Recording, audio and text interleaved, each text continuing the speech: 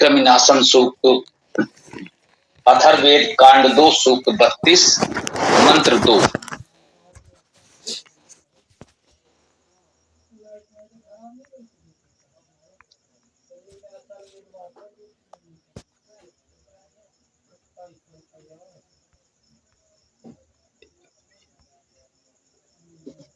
ओम विश्वरूपम चतुरक्षम कृमिं सारंगम अर्जुनम श्रृणामि अस्य पृष्ठिः अपि वृश्चापि यत् शिरः।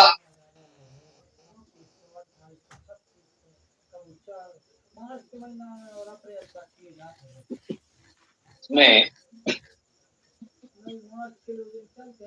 उन्हीं कृमियों का वर्णन है, उन कृमियों के कुछ गुणों स्वरूपों का वर्णन है।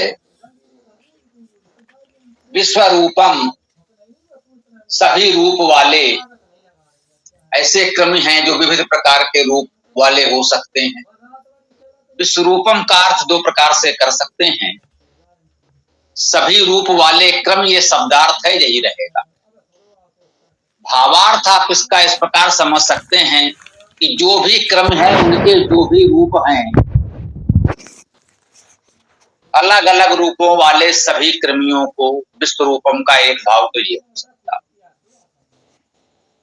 दूसरा एक अर्थ हो सकता है ऐसे क्रम जो सभी रूप वाले हैं, अर्थात वो सभी प्रकार के रूप बना लेते हैं। वे क्रम जिनका कोई भी रूप निश्चित नहीं है। जो बड़े जीव हैं, दृश्य जीव हैं, जिसे बोलचाल में कहते हैं चींटी से हाथी तक ये दृश्यमान जीव हैं, इन सबका रूप आकार निश्चित है। हम देखकर बता सकते हैं ये चींटी है, ये मच्छर है, या अन्य जो भी जिस प्रकार के भी जीव जंतु छोटे बड़े हैं, हम उनको उनके आकार से पहचानते हैं। चींटी से हाथी तक जो भी हम कहें, चूहा बिल्ली गाय घोड़ा बकरी शेर हाथी, विविध प्रकार के जो भी जीव जंतु प्राणी हैं उनको हम उनके आकार से पहचानते हैं। छोटे बड़े जो भी जीव जंतु हैं, विश्वरूपम का एक भाव ये है कि ऐसे भी कुछ क्रम हैं जिनका कोई रूप आकार निश्चित नहीं है, वे सभी रूप धारण कर सकते हैं। उनको आप देखकर पहचान नहीं सकते ये कौन सा प्राणी है, कौन सा जीव है, कौन सा कृमि है, जो भी कहें, उनके आकार से आप पहचाने ही नहीं सकते। वे पल पल आकार बदल सकते हैं या बदलते रहते हैं। ये अति सूक्ष्म जीव होते हैं, जिसे इस समय कहा जाता है एक कोशीय जीव। इनमें ये विषाणु भी हैं, वायरस कहे जा रहे हैं। एक कोशीय जीव है अमीबा, जिन्हें कह रहे हैं हम। अमीबा शब्द भी वेद में बहुत बार आया है। यजुर्वेद के प्रथम मंत्र में ही है अनअमीबा, अनअमीबा, रोग रहित। अमीबा शब्द का ही अर्थ रोग, रोग कारक है। तो ये एक कोशी जंतु, एक कोशी कृमि, एक कोशी सूक्ष्म जीव, जीवाणु, अमीबा आदि या विषाणु वायरस आदि जिन्हें हम कहते हैं, उन सभी को कृमिजंभन सूक्त में दृष्ट अदृष्ट करके कृमियों का वर्णन किया गया है। अदृष्ट कृमि जो देखे नहीं जा सकते, इतने सूक्ष्म है कि दिखते नहीं हैं, उनमें आप चाहें तो इस प्रकार के एक कोशी विषाणु और अमीबा को ग्रहण कर सकते हैं। संभवतः उन्हीं की ओर संकेत है विश्वरूपम, सभी रूप वाले, इनका कोई रूप आकार निश्चित नहीं है। इन विद्यार्थियों ने आधुनिक जीव विज्ञान पढ़ा है। इन सूक्ष्म जीवों के विषय में, एक कोशीय जीवों के विषय में वे जानते हैं, यही पढ़ाया गया कि अमीबा आदि जो एक कोशी सूक्ष्म जीव हैं, इनका कोई आकार नहीं होता। आप जो भी आकार बना दें वो अमीबा हो जाए। इनका आकार कभी भी कुछ भी हो सकता है, क्योंकि उनका शरीर इतना विकसित नहीं है कि आप उनके शरीर के अंगों को इस प्रकार से पहचान सकें। शरीर में अलग अलग अंग नहीं होते, एक ही कोष होता है, एक ही जीव कोष है और वही जीव है। अलग से कोई मुख, हाथ, पैर आदि आदि कोई अंग नहीं होता। स्वाभाविक है उसका कोई निश्चित आकार नहीं होता। वो विश्व रूपम से उन जीवों की ओर संकेत भी हो सकता है, क्योंकि शाब्दिक अर्थ विश्व रूपम का यही है, सभी रूप वाले। वो क्रम जो सभी रूप बना सकते हैं, सभी रूपों में दिख सकते हैं, वे क्रमी विषाणु और अमीबा के स्तर के कोशी जीव जंतु, वायरस विषाणुओं को तो ये भी कहते हैं कि जीव और निर्जीव के बीच की स्थिति में होते हैं। कभी जीव हैं, कभी निर्जीव हैं, फिर वो जीव हो जाएंगे।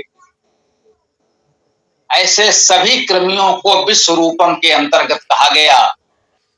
ये सभी रूपों वाले हैं, इनका कोई निश्चित आकार रूप आप नहीं बता सकते। और कहा है चतु अक्षम, 4 अक्ष वाले। यह तो एक निश्चित बात कही गई। विश्व रूपम का अर्थ है सभी रूप वाले, तो उनका रूप कोई भी हो सकता है। पता नहीं किस रूप में कहां दिखाई पड़े, कोई बात नहीं, सभी रूपों में उनको ग्रहण कर लिया जाए। जीव होने का लक्षण है तो उनको इस श्रेणी में मान लेंगे। आकार कुछ भी हो सकता है, रूप कुछ भी हो सकता है, परंतु यहां आगे कह रहे हैं चतु अक्षम, 4 अक्ष हैं। अब ये अक्ष क्या है? अक्ष को सामान्यतः दृष्टि नेत्र से व्यक्त कर दिया जाता है लोक व्यवहार में, लोक भाषा में। तो चतु अक्षम का एक अर्थ आप मान सकते हैं 4 नेत्र वाले। जिस स्तर के जीवों कृमियों की बात हो रही है, उनके 4 तो क्या एक भी नेत्र होने की कोई संभावना नहीं है। शरीर के अलग अलग अंगों का विकास हुआ ही नहीं, सामान्यतः एक कोशी सूक्ष्म जीव हैं ये। आगे चलकर कुछ विकसित क्रम भी हो सकते हैं जो बहुकोशी हैं, फिर भी उनके अक्षकार्थ नेत्र मानने पर 4 नेत्र वाले तो अस्वीकार्य ही लग रहा है कि इस स्तर के सूक्ष्म जीवों में 4 आंखें कैसे होंगी। तो इसका कोई और अर्थ भी हो सकता है, इस दृष्टि से भी विचार करना होगा।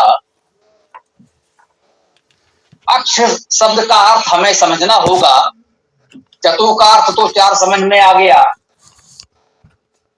अक्ष को समझने का प्रयास करें। अक्ष धातु का अर्थ है खेलना, देखना, एकत्र होना, व्याप्त होना। चतु अक्षम का एक अर्थ हो गया जो चारों ओर व्याप्त हो। चतु अक्षम चारों ओर, सामान्यतः हम लोग कहते हैं भाई तो चारों ओर फैला हुआ है, चारों ओर व्याप्त है। अर्थात वो तेजी से चारों ओर, सभी दिशाओं में अपना प्रसार विस्तार कर लेता है। एक क्रम है और वो लगातार सभी ओर बढ़ता हुआ दिखता है। संख्या लगातार बढ़ती जाती है, चारों ओर फैलता जाता है। कुछ ही समय में वो पूरे शरीर में फैल जाता है। तो एक भाव इसका ये भी ग्रहण कर सकते हैं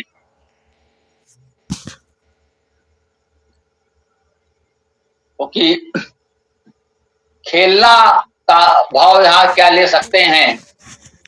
अब जो कुछ इस तरह से वो फैल रहा है उसे खेलना या कुछ भी कहें, एकत्र होना, व्याप्त होना का अर्थ ही अधिक उपयुक्त प्रतीत हो रहा है, क्योंकि देखने के अर्थ से अक्ष का अर्थ आंख तो कर देते हैं, नेत्र आंख कर देते हैं, तो 4 आंखों वाले क्रम तो अव्यवहारिक लगता है। इतने सूक्ष्म जीवों के 4 आंखें कैसे होंगी? तो उसको हमें ये लगता है एकत्र होना, व्याप्त होना का अर्थ लिया जाए तो चारों ओर से एकत्र होने वाले, चारों ओर व्याप्त होने वाले अर्थात फैलने वाले। व्याप्त होने का अर्थ फैलना है, ये मानकर चलें। आप धातु है, उसमें भी उपसर्ग लगा, व्याप्त प्रा उपसर्ग लगा, प्राप्त, तो फैलने का ही भाव होता है, व्याप्त होने का, जो सब और फैलता है। चतुवच्छम कृमिम क्रमिको, ये क्रम के लक्षण या गुण बताए, विशेषण बताए। वो विश्व रूपम, सभी रूप वाला है। चतुवक्षम, चारों ओर फैलने वाला है। और सारंगम, वो सारंग है। सारंग का अर्थ क्या है? इसमें सा उपसर्ग और ऋ धातु माने, तो इस सामान्यतः ऋ धातु को हम लोग गत्यर्थक तो मानते हैं,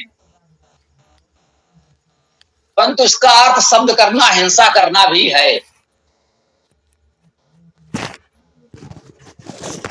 सार धातु भी है, जिसका अर्थ है अधिक बल होना, दुर्बल होना भी है। देखिए, इस धातु में दोनों ही अर्थ, अधिक बल होना और दुर्बल होना। गम तो स्पष्ट है, जाना। सारंगम, सारंग गच्छत इति सारंगम। तो ऋ धातु में गति और हिंसा का भाव है, शब्द का भाव है। तो इतने सूक्ष्म जीवों के शब्द करने की भी कोई संभावना नहीं है, इसलिए हिंसा का अर्थ यहां प्रबल हो जाता है। गति तो करेंगे ही, कृमि हैं, जीव हैं, गति तो होगी ही। हानिकारक हैं, हिंसक हैं, हमारे लिए रोगकारक हैं, हिंसा कारक हैं, वह अर्थ भी होगा।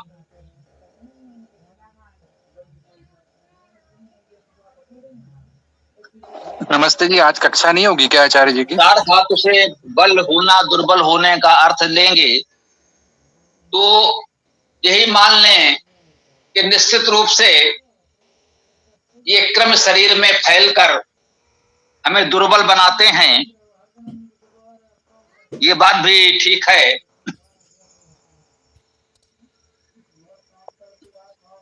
ये मंत्र व्याख्या के पश्चात प्रश्न उत्तर होंगे, बोल सकते हैं अभी। तो सारंगम का अर्थ हिंसा लेना या रोग कारक होकर के शरीर को दुर्बल बनाने का भाव यहां ग्रहण किया जाएगा। सारंगम और अर्जुनम, अर्जुनम में भी अर्ज धातु अर्जन करना। अर्ज से अर्जन तो सहज भाव से समझ में आता है, जैसे पठ से पठन आदि। तो अर्ज धातु से अर्जन करना, प्राप्त करना का भाव है।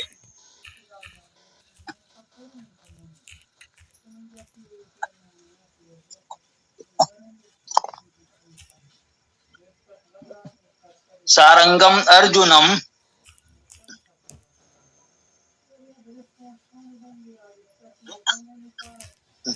श्रणाम अस्य पृष्टि। श्रणाम यह उत्तम पुरुष एक वचन की क्रिया है।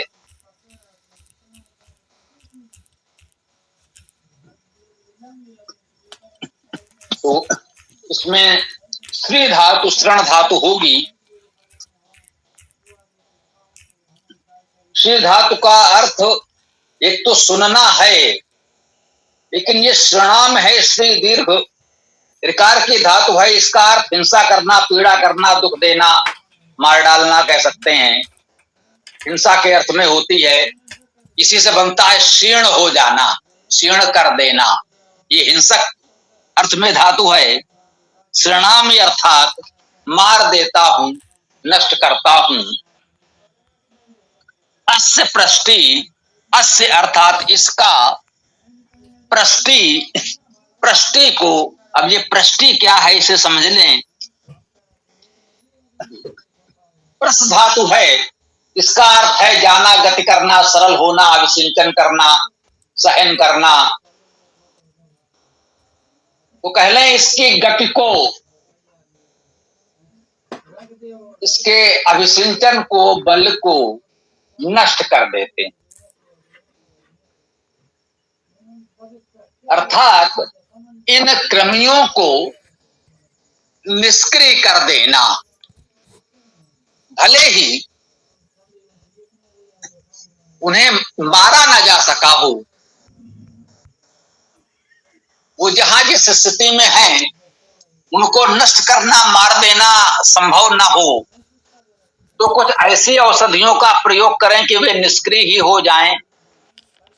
क्योंकि कभी कभी ऐसा होता है शरीर में रोग कारक जीवाणु फैल गए हैं, चिकित्सक समझ रहा है कि इस प्रकार के जीवाणु हैं जो रोग के कारक बने हुए हैं, जब तक ये रहेंगे रोग रहेगा, स्वस्थ नहीं कर पाएंगे, परंतु उनको मारने की औषधि दें तो शरीर के लिए अन्य प्रकार से वो हानिकारक हो सकती है। तो कुछ ऐसी औषधियों का प्रयोग करते हैं कि वे निष्क्रिय हो जाएं, तो रोग शांत हो सकता है और धीरे धीरे शरीर का प्रतिरक्षा तंत्र उन्हें नष्ट कर देगा। हमें ऐसी कठोर औषधियों का प्रयोग नहीं करना पड़ेगा जो शरीर के लिए हानिकारक हो जाए। तो ये कहा गया है कि उन्हें इस प्रकार से गतिहीन निष्क्रिय कर दिया जाए। प्रणाम यस्य पृष्टि अपि भ्रष्टाम यत शिरा। अपि अर्थात भी, भ्रष्टाम, भ्रष्टाम में ये भ्रष्ट धातु है। इसका अर्थ है कतरना, छेद करना, रेतना, छीलना। इसी भ्रष्ट धातु से वृश्चिक बनता है, बिच्छू जिसे हम लोग कहते हैं, राशि भी है। वृक्ष का अर्थ ही कतरना, काटना, छेदना, छेद करना होता है। तो कहा है भ्रष्टामि, अर्थात इसे काट देता हूं, छेद करना, छीलना जो भी कह लें, काट देता हूं। अपि भ्रष्टामि यत शिरा, जो सिर है, जो इसका सिर है उसे काट देता। हाँ, अब यहां पर मंत्र का शाब्दिक अर्थ लगभग पूर्ण हो गया है। तो अब इस मंत्र के उस भाव को, पूर्ण भाव को समझने का प्रयास हम करेंगे। विश्वम रूपम चतुवच्छम कृमिं सारंगम अर्जुनम शृणामि अस्य पृष्टि अपि भ्रष्टामि यत् शिरा।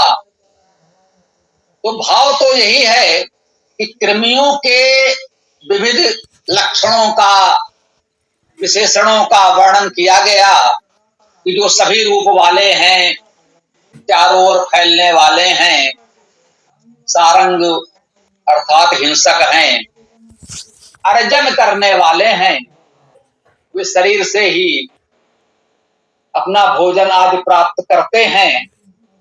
हमारे शरीर में एक कृमि फैलते हैं, शरीर से ही अपना भोजन पोषण प्राप्त करते हैं, अर्जन करते हैं और सब ओर फैलते जाते हैं, बढ़ते जाते हैं। तो कहते हैं इनकी पृष्टि को, गति को श्रणा में नष्ट कर देता हूं। और अभिभ्रष्टाम यत सिरा, यदि इनका कोई सिर है, कोई सिरा है, कोई शीर्ष है, तो उसे भी काट देता हूं, नष्ट कर देता हूं, यही मानना चाहिए।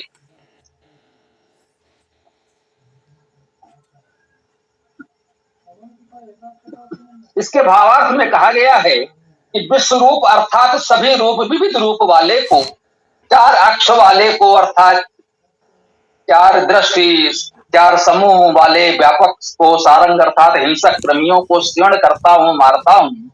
अर्जुन अर्थात अर्जन करने वाले कृमियों से, उन कृमियों को ग्रहण कर सकते हैं जो हमारे शरीर या वातावरण से सामग्री ग्रहण कर अपनी मारक क्षमता में वृद्धि कर लेते हैं।